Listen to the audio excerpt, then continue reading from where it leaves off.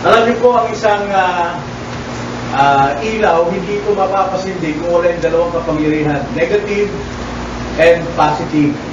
Kailangan pong magkasama yan para lumabas po yung puwersa niya na magpailaw po ng isang bumbilya. Ganun din sa ating buhay, Kristiyano, hindi tayo lalago ng tama kung panay positive lang ang nasa atin at walang negative. Kaya ang negative pong side at positive side, pareho pong kailangan yan sa ating buhay nang sa ganun tayo po ay tumibay sa ating buhay spiritual. Sa ubangon nito, pag-usapan natin ang mga negatibong bagay sa paglago bilang Kristiyano at sa susunod naman ay ang mga positibo. Na gusto kong tignan natin, basahin natin ang Ephesians chapter 4. Alam natin sa context ng Ephesians chapter 4, context nitong 17 to 32, ay pinakita sa atin ni Pablo na ang Panginoon ay nagbigay siya ng fivefold ministry. Ibinigay ng Panginoon ang mga propeta, ang mga apostol, evangelist, pastor, and teachers for the equipping of the saints. Para po sa paghahanda, pagpapatibay, pagpapasanggap ng mga banal para sa gawain po sa ministeryo sa pagpapatibay ng iglesia. So hindi po gawain ng pastor na solo ang pagpapatibay ng iglesia, kundi ito po'y gawain po ng buong iglesia na patibayin ang katawan ni Kristo, walang iba kundi ang church. At ang katungkulan po ng pastor at teacher to equip the saints. Sila ay palaguin, sila ay sangkapan ng nararapat na ugali, asal, buhay, pamumuhay, upang sila ay maging magandang halimbawa, upang sila ay maging ilaw at asin, kapwa sa mananampalataya para tumibay ang buong iglesia. Kaya mapapansin natin na sa lahat ng sulat ni Pablo, ito po'y equipping the saints. Pagtuturo, pagsasaway, pagtutuwid, upang ang bawat miyembro ay tumibay sa kanyang buhay to righteousness, to do all good things, para gawin ang lahat ng mabuting bagay, nang sa ganon mapatibay ang katawan ni Kristo. Na mapapansin natin sa pag-aaral natin ngayon sa mga negatibong sides ng spiritual growth, ito po ay pag-equip sa atin, pagsangkap sa atin. Kaya, very ready po ang ating puso. No? I-ready natin ang ating puso. Maaring masaway ka, maaring matuwid ka, pero ito po ay pagsasangkap sa iyo to equip you for the work of ministry. So, ito po ang ating babasahin ngayon. Verses 17 to 32. Ganito po ang sabi. Kaya't sinasabi ko ito at pinagutuhanan sa Panginoon na kayo'y hindi na dapat lumakad na gaya ng mga lakad ng mga hintil sa kawalang saysay ng kanilang mga pag-iisip. Nagdilim ang kanilang mga pangunawa, palibasay nahiwalay sa buhay o sa buhay ng Diyos dahil sa kanilang kamangmangan, dahil sa katigasan ng kanilang mga puso. Sila'y naging manhid at ibinigay ang kanilang sarili sa kahalayan, sakim sa paggawa ng bawat uri ng karumihan. Ngunit hindi sa gayong paraan ninyo natutuhan si Kristo. Kung tunay na siya'y inyong narinig at tinuruan sa Kanya, kung paanong ang katotohanan ay na kay Jesus. Alisin ninyo ang dating paraan ng inyong pamumuhay, ang dating pagkatao na pinasama sa pamamagitan ng mapandayang pagnanasa, at magbago sa espiritu ng inyong pag-iisip, at kayo'y magbihis ng bagong pagkatao na nilalang ayon sa wangis ng Diyos, sa katuwiran at sa kabanalan ng katotohanan. Kaya't pagkatapos itakwil ang kasinungalingan, ang bawat isa ay magsalita ng katotohanan sa kanyang kapwa, sapagkat tayo'y mga bahagi ng isa't isa. Magalit kayo, ngunit huwag magkasala.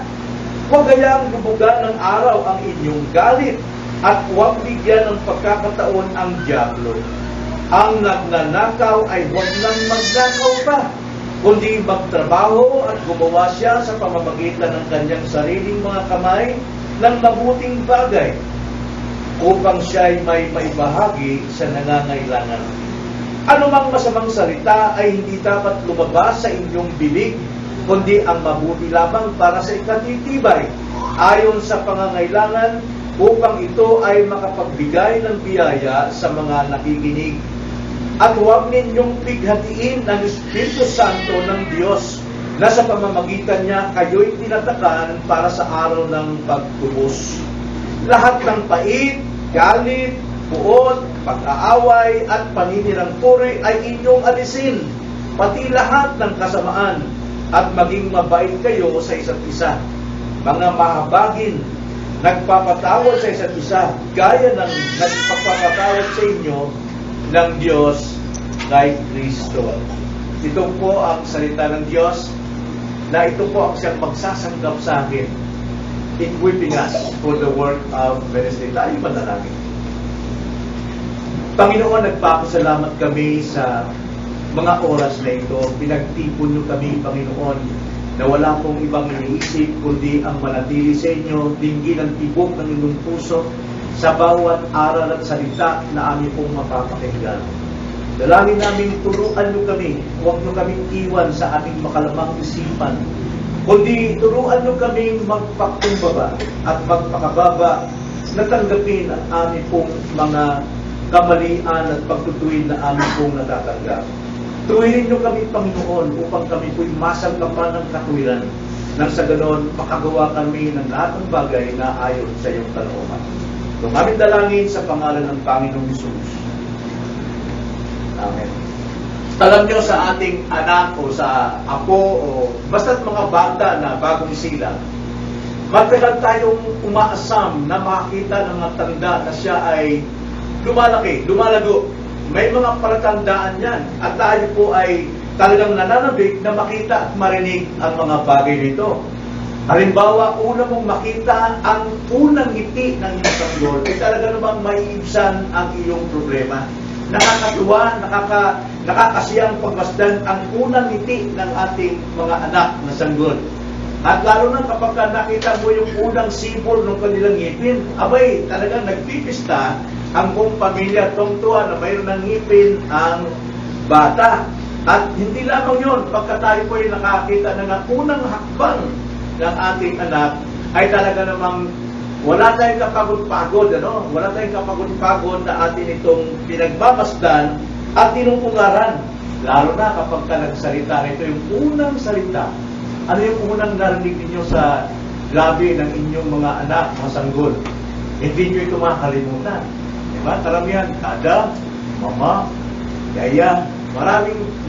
Talagang, yan po ay isang tanda na ang bata ay malusog at siya ay lumalago, lumalaki, at darating ang panahon, ito ay pusang magsasalita at lalakad ng isang matatag.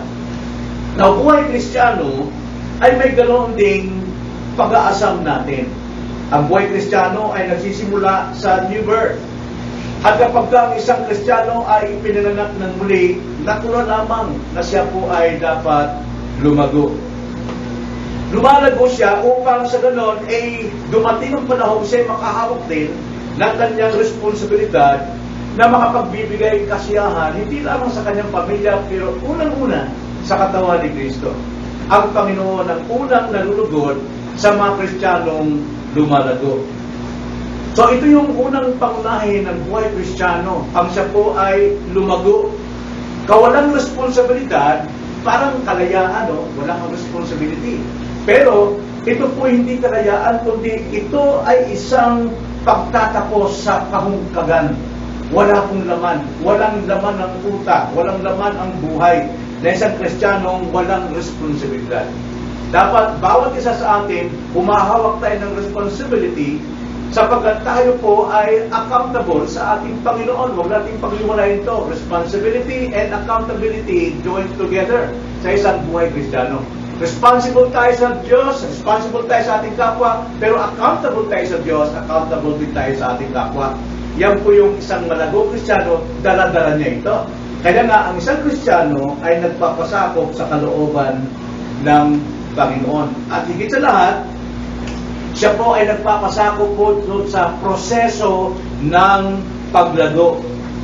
So sa proseso ng paglago, mayroong negatibo na kailangan nating pakinggan at may positibo din dapat nating tularan o dapat nating bigyan ng pansin.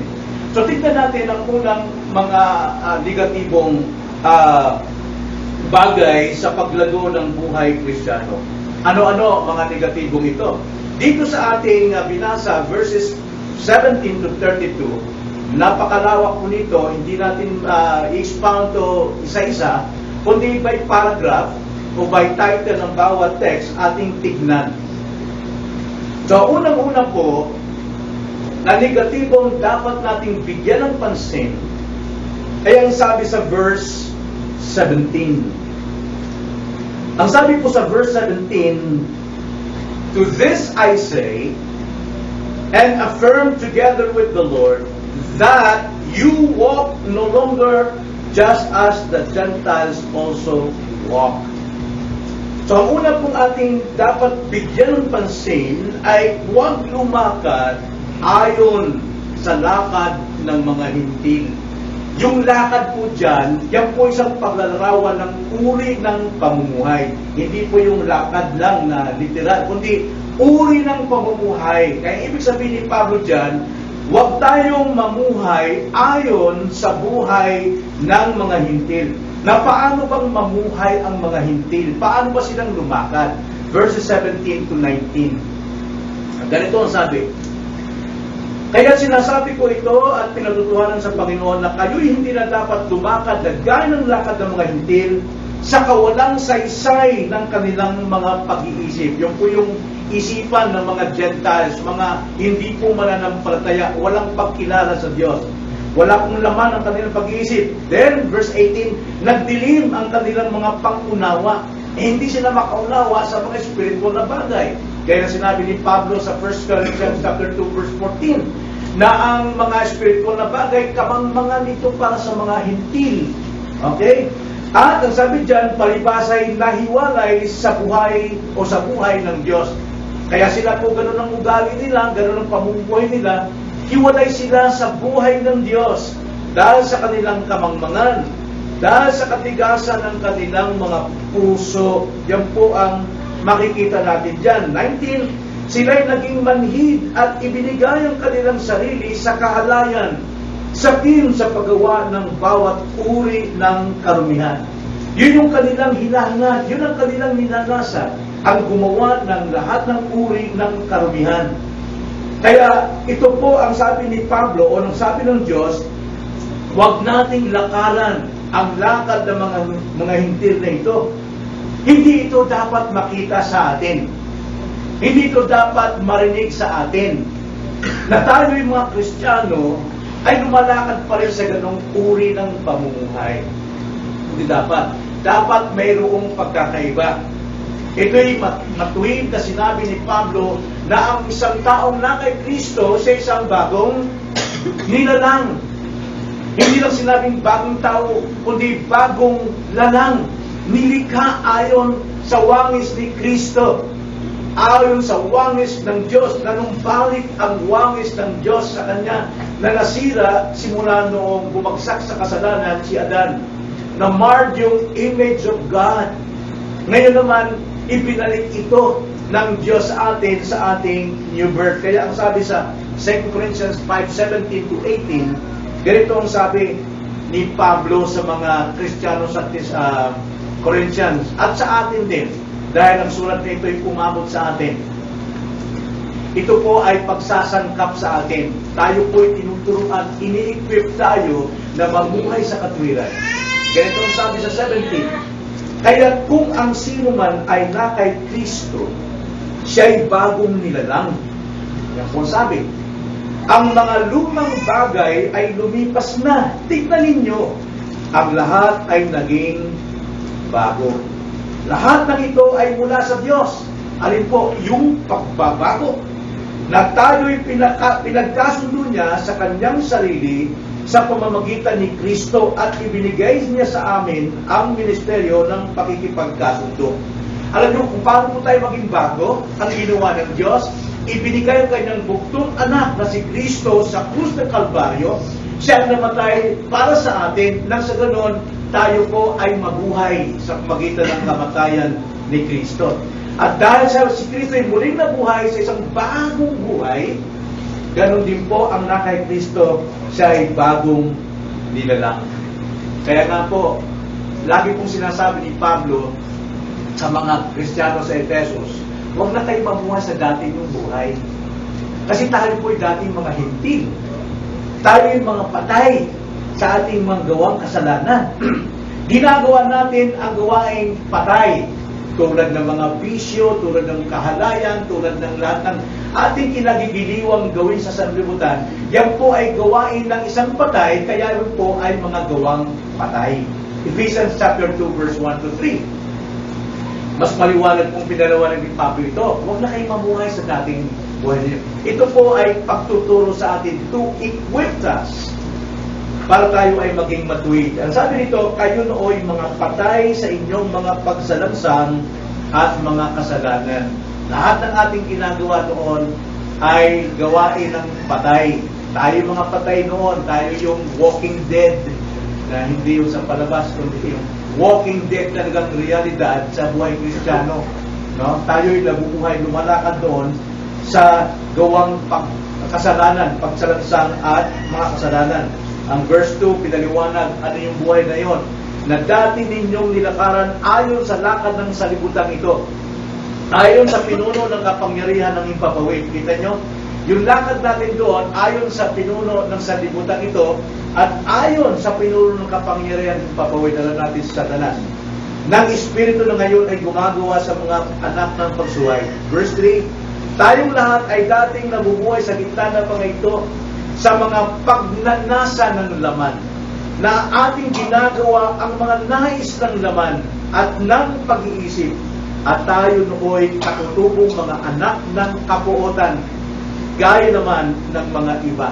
Biro nyo, dasal tayo ng dasal sa Diyos noon, naghahandog tayo sa Diyos, nagsasabi tayo ng bulaklak, pero tayo pa rin mga anak ng kapuotan nung araw.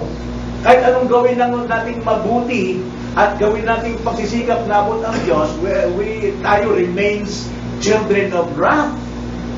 Sino maniligtas doon?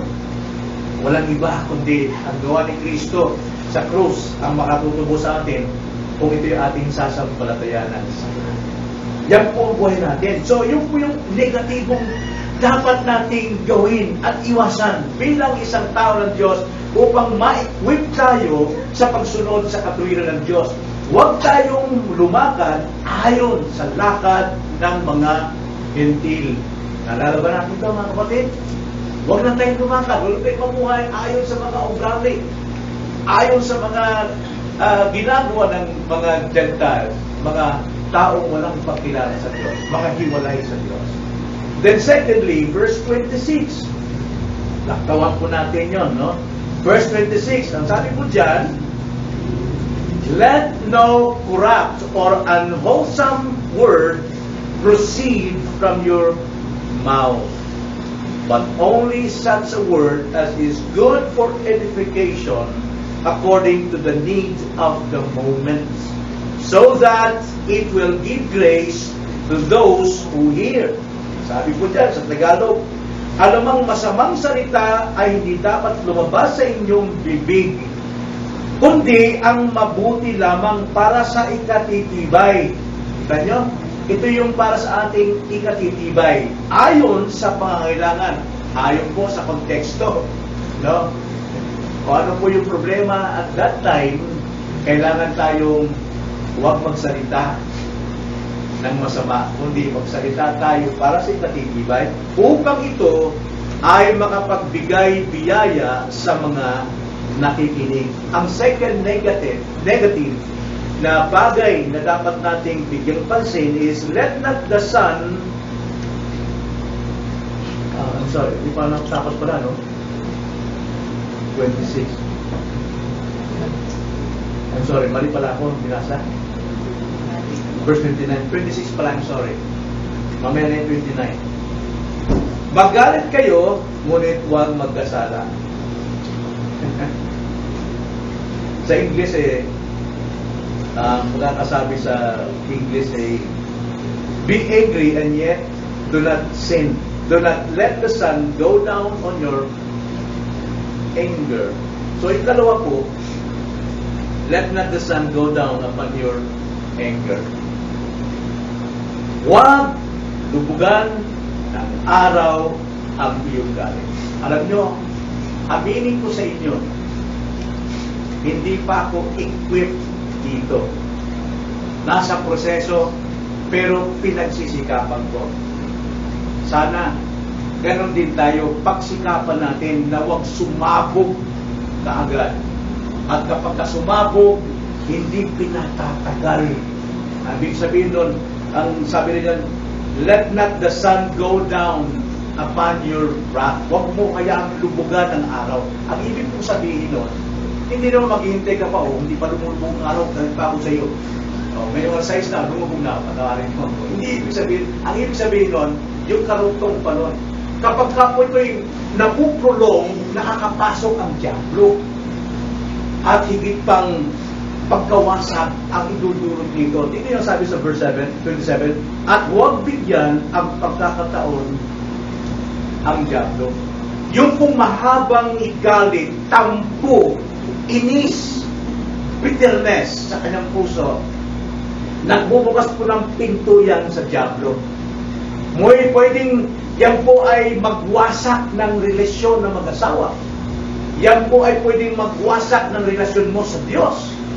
Yan po ay pwedeng magwasak ng relasyon mo sa iyong mga anak, sa iyong trabaho. Lahat ng bahagi ng buhay mo, kapag napuprolong po ang galit, may bagay yan nakakapagbigay epekto, hindi lamang sa iyo, kundi sa mga nakakakita sa iyo.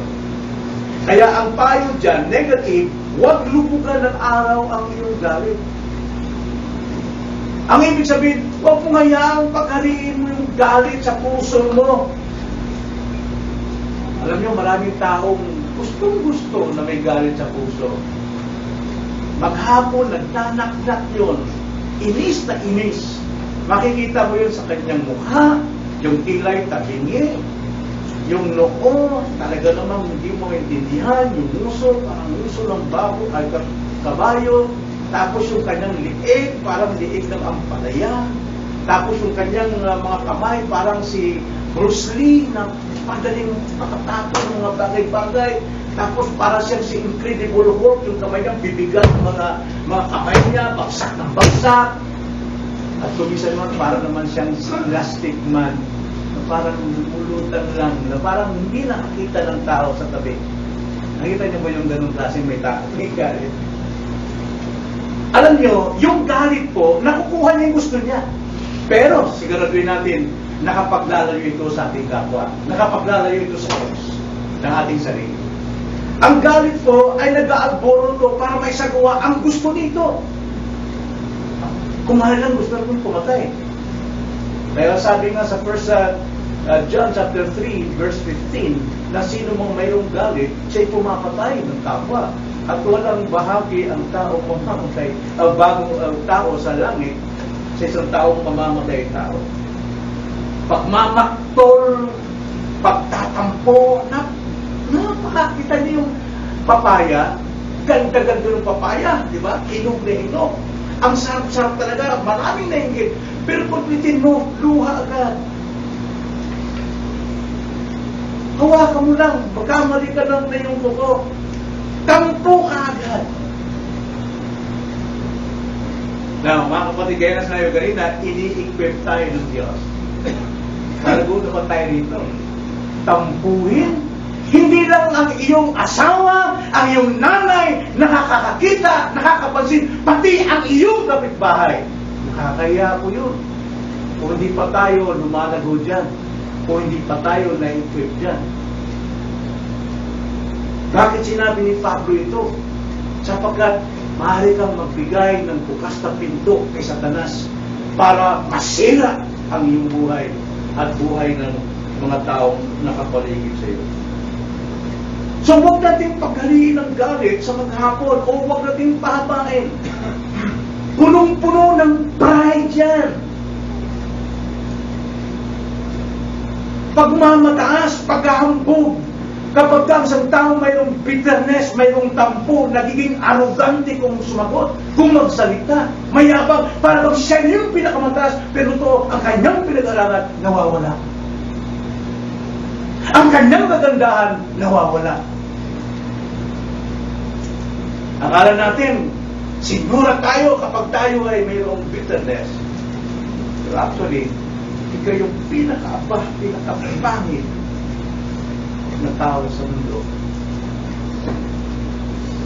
Nakakalungkot po dahil nakikita ito sa pamilya, nakikita ito sa mag-asawa, nakikita ito sa iglesia, nakikita ito sa relasyon ng pastor at mga miyembro. Nakakalungkot. Tapos sabihin natin, I'm Christian for 25 years, I'm Christian for 30 years, and yet, you're still immature. Hindi ka pa na-equipped sa bagay na yan. Alam niyo po, napakadali po magtampo. Masarap po magtampo.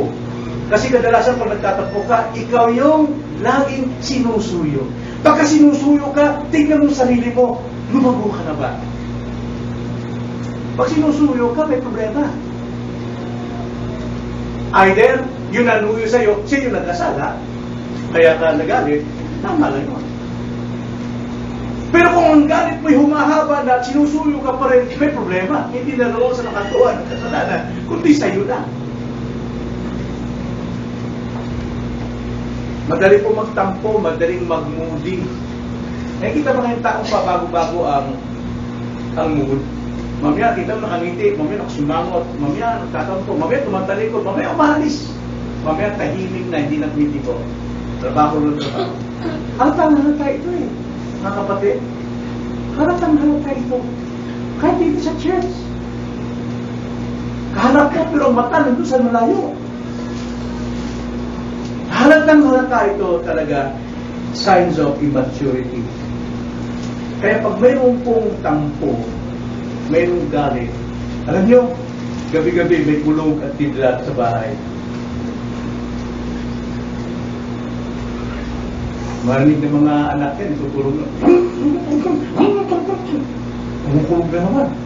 Nagbuburing na naman doon sa San Pedro, sa taas. Mamaya, kumidlat. Teka lang! Kumidlat na. Sabi ng mga anak, iyak, tsakura na yan. Iyak na yan, mamaya. So, paano natin niresolve ito? Paano natin ayusin ito? Dalawa lang. Humility and repentance. Humility, pagpapakababa at pagsisisi. Bakit po alagahan yung tampo at galit sa iyong puso? Kayong, ang sabi ng 1 John 1:9, if you confess your sin unto Him, He is faithful and just to forgive you. At kung ako naman, nag-confess ang misis ko sa kanyang kasalanan, sino ako para hindi magpatawad? Minsan may pride pero patawad, ako na. Diba? Eh, pero sign ng pagmamahal na ito, di ba? Sige na, sige. Malakal ka mo dyan. Confess. Be humble. Pag hindi mo kayang be humble, mga kapatid, hindi ka pa equipped. Hindi ka pa equipped talaga. Hindi ka pwedeng mag-alaga pa ng tao, ng ibang tao. So, ipayan mo ito isa-isa sa Diyos. Confess your sins. Ibig sabihin, kailangan talagang i-identify mo yung kasalanan sa Diyos. Ayaw niya ng general. Halimbawa, Pastor, pag-pray mo nga yung aking pamilya. Sabi, maligtas sila. Napakadali no? Pero sino ba yun? Ano ba kanyang problema? Dapat, alamin natin. Ang sabi dyan, confess. Tell it to God. In details. detalyado dapat ano yung ginawa mo, ano yung simula ng tampuko ko, Lord, sa misis ko, kasi nirapan nga ako, hindi niyo pinansin. Lord, patawad. Dapat, sabi ng Panginoon, confess your sins unto Him. And He is faithful. So yun po yung ikalawa. Una, huwag lumakad ayon sa lakad ng mga itil. Ikalawa, huwag lupugan ng araw ang iyong galit. Then thirdly, verse 28.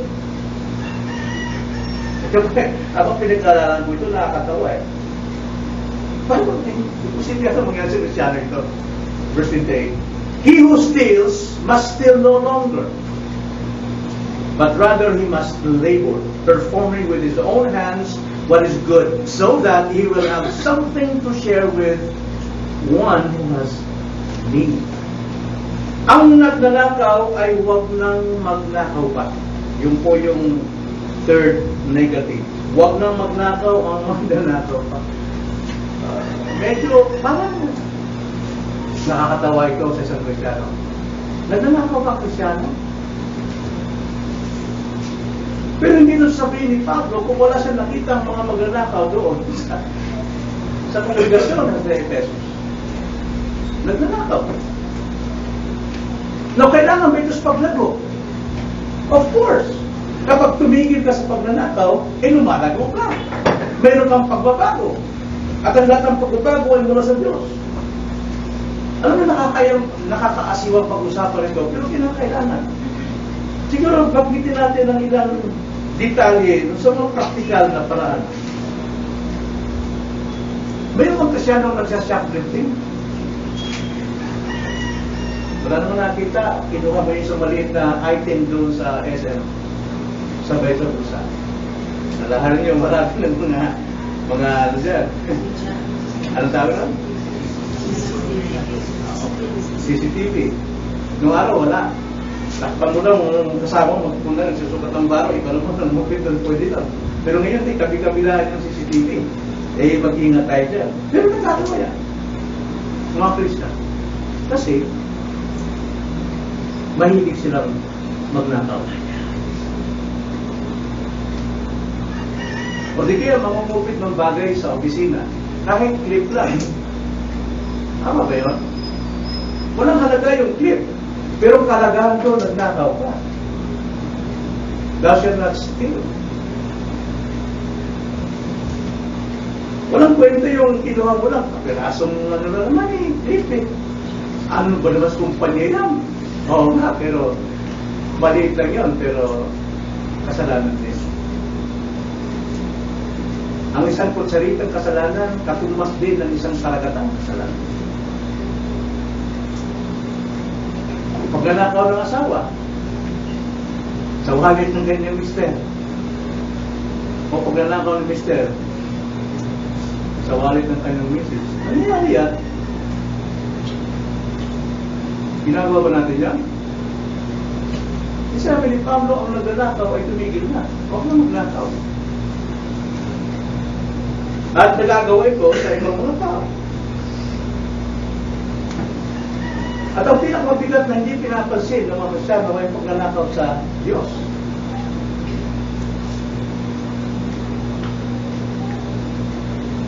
Di ba? Naunawa naman Lord yung needs ko eh. Alam niyo yun. Oo, pero hindi na sa iyo yun eh. Sa Kanya yun eh. Nagbigay ang Panginoon sa atin ng enablement. Binigyan tayo ng binhi ng Diyos para tayo makapagtanim. At nung mamunga, yung binhi, kinuha pa rin natin. Dapat yung binhi, dumadami pa rin para sa ating kapwa. Hindi. Kinakain pa rin natin yung binigay sa atin. Ano yung bining? Generosity. Yung generosity ng Panginoon, tinamnan tayo para bigyan tayo ng kanyang gumawa para tayo kumita. Pero dahil sa kasakiman natin, pati yung generosity, hindi natin binibigay. Dapat yan ay lumalaganap sa iba.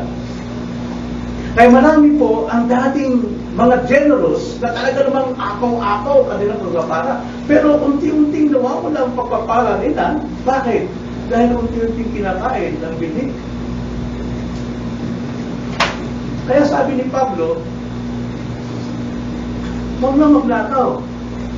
Ang nagnanakaw. Ma-equip tayo dyan. Ang panawagan dito, be generous and honest. Iyak tayo ng iyak ng needs ng Panginoon. Iyak tayo ng iyak sa Panginoon. Pero yung principle ng Panginoon sa atin, ng blessing, give and you shall be, and you shall receive.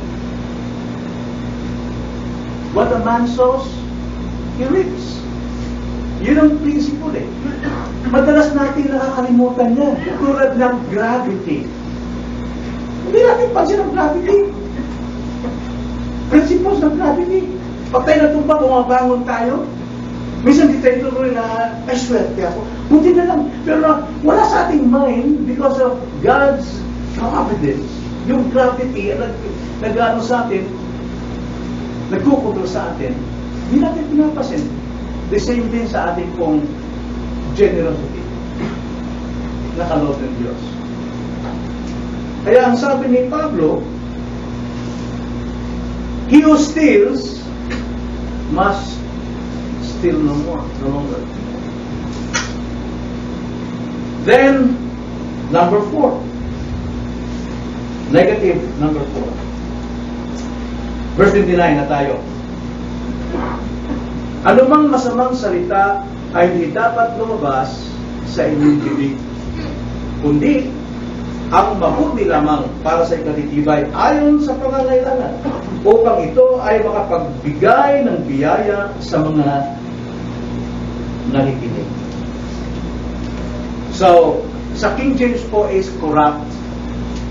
Para sa akin, mas maganda yun na term or definition dahil sa Greek po ay yun po ang ibig sabihin yan, sapros. Meaning to say, sapros, bulok, mabaho, nangangamoy ng mga salita. Unwholesome kasi, para bang hindi dapat lang. Parang hindi kaakit-akit. Pero sa Greek po ay mabaho, bulok na pananalita, mabaho, nangangamoy. Huwag magsalita ng bulok sa bibig. Yan po ang na yan po ay isang equipping sa atin. Marami po mga salita tayong binibitiwan na bulok, nangangamoy, at mabaho. Hindi nakaka-edify. Yung sigawan mo ang tao, hindi nakaka-edify yan. Yung pagsabihan mo yung tao na tanga ka, hindi nakaka-edify yan. Doon talaga, wala ka na magawa. Hindi nakaka-edify yan. Bulok yan. Nangangamoy yan. So, kung tayo Kristiyano, ma-equip tayo nito, sana sa bahay natin maging mapayapa tayo magsalita. Maging gracious tayo magsalita. Kahit unbelievers o believers yun lang dyan, dapat maging gracious. Ma-equip tayo dyan. Huwag natin magsalita na nangangamoy. Pag sabi ko nangangamoy, pati ng kapitbahay narinig. Pangit. Pangit yan. Let no corrupt words proceed out of your mouth. Yan po ito. Bakit po? Sapagkat one day, isang araw, mananagot tayo lahat sa ating mga sinasabi. Sapagkat alam natin sa, bagamat ito ay word pictures lang sa Revelation chapter 20, na lahat ng ating ginagawa, whether yung hindi natin alam o mga salita natin, naka-record lahat yan sa Book of Life. At yun ang basis lang ating pong judgment. Kaya bawat salitang bulok, mabahot, nangangamoy, pananagutan natin yan. Let's read Matthew 12:35. Matthew 12, verse 25 to 27.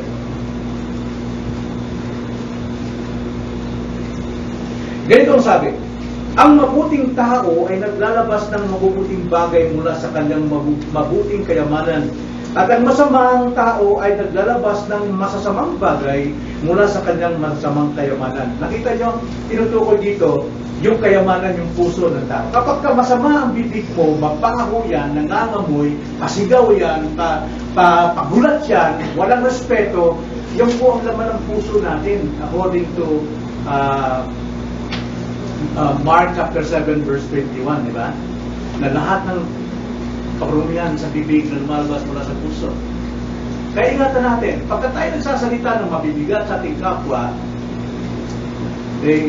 na-equip tayo. Masama ang puso natin. Sabi sa 36, subalit, sinasabi ko sa inyo, na sa araw ng paghuhukom ay pananagutan ng mga tao ang bawat salita na binigkas na walang ingat. Verse 36. 37, sapagkat sa pamamagitan ng iyong mga salita ay pawawalang sala ka, at sa pamamagitan ng iyong salita ay mahahatulan ka. See? Kung tayo po ay nanghamak ng ating kapwa, hatulan ka dyan. Kung ikaw'y nagtatanim ng sama ng loob at nagsasalita ka ng iba't ibang mga salita sa taong yun, haharap ka dyan sa Panginoon. Mabaho yan. Kurap yan. Tulad ng mga pagbibiro. Mga green jokes. No? Mga pagbibiro na sobra. Mga pagmumura. Mga pandanangis na mga salita na hindi totoo. Mga pamamaratan sa kapwa. Para nagutan natin lahat yan. Kaya ang turo sa atin sa negatibong turo, huwag magsalita ng masama sa bibig. Instead, let us pray. Kung mayroon tayong sama ng loob sa taong yun, gusto natin ibulalas yung laman ng puso natin sa ating bibig, lalabas yun. Kung gaano kabulok yung puso mo at that time, lalabas yun lahat ng masama, mabaho, bulok at nangangamoy na salita. Para huwag lumabas yan, go to God and pray. Kaya napakalaga po yung personal devotion. Ulit-ulit tayo dito, no? Personal devotion and family devotion. Ang sabi nga ni David, sa tuwing siya ay mayroong problema, nagme-meditate siya sa Word of God. At pinagpa-pray niya ng kanyang salita rin ay nakapagbibigay grace. Kaya sabi niya sa Psalms 19 verse 14, let the words of my mouth and the meditation of my heart be acceptable in your sight, O Lord, my rock and my redeemer. Sana lahat ng ating mga salita lumalabas sa ating bibig, nagmumula sa ating puso na nakapagbibigay tugon sa Diyos. So nakita natin ang negatives na ito, 1 to 4. Huwag lumakad ayon sa lakad ng hintil, huwag lumugan ng araw ang iyong galit, huwag magnakaw ang magnanakaw, huwag magsalita ng masama sa bibig. Then lastly, verse 30, ito yung pinakamabigat. Huwag ninyong pighatiin ng Espiritu Santo ng Diyos na sa pamagitan niya kayo'y tinatakan para sa araw ng pagtubos. Alam natin yung pagtubos na ito, second coming of Christ, pagtubos ng ating body and soul.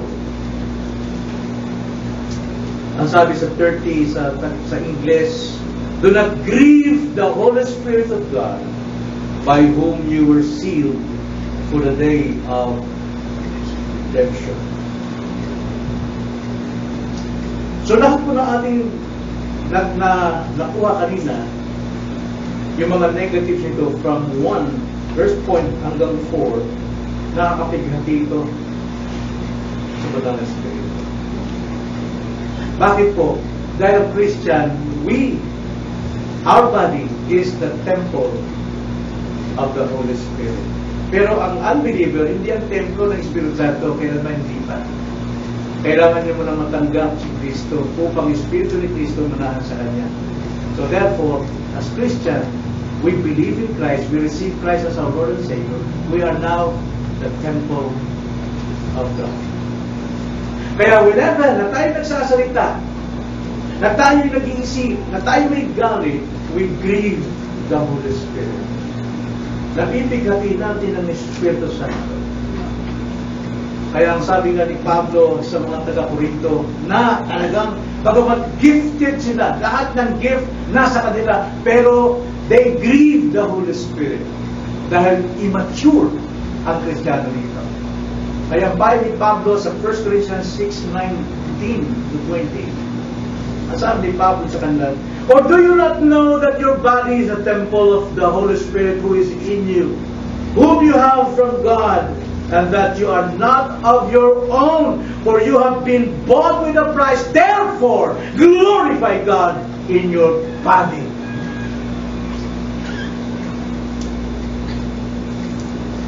Bilang templo ng Espiritu Santo, alalahanin natin palagi na ang Diyos ay nananahan sa atin. Tayo yung tirahan ng Kanyang Espiritu. So therefore, tigilan natin yung mga natanggap nating points from 1 to 4 para huwag mamigati ang Espiritu Santo. Dahil sinabi roon sa Hebrews chapter 3 verse 15 and 18, pag narinig ninyo ang tinig ng Diyos, huwag niyong pagmatigasin ng inyong puso, baka pagdating ng panahon, wala ng Espiritu sa inyo at tuluyan ng tumigas ang puso mo. Alalahanin natin palagi, for our growth, for our edification, remember palagi, we are the temple of the Spirit of God. Tigilan na natin ang pagpipigati natin sa Panginoon. Sa salita, sa isip, sa Diyos. Alam nyo, kung nasa atin po ang lahat ng ito, na naingatan natin ang 5 negatives na ito dito sa Ephesians chapter 4 verse 17, napaganda po. Pero kung wala pa, anong dapat natin gawin? Isumpo natin sa Panginoon. Isumpo natin sa Panginoon kung wala sa atin ito. First John 1:9 again. Confess your sins to God, and He is faithful and just to forgive. And secondly, offer your body as a living sacrifice to God. I-offer natin. Saan man tayo naroon, dala-dala natin ang altar ng God.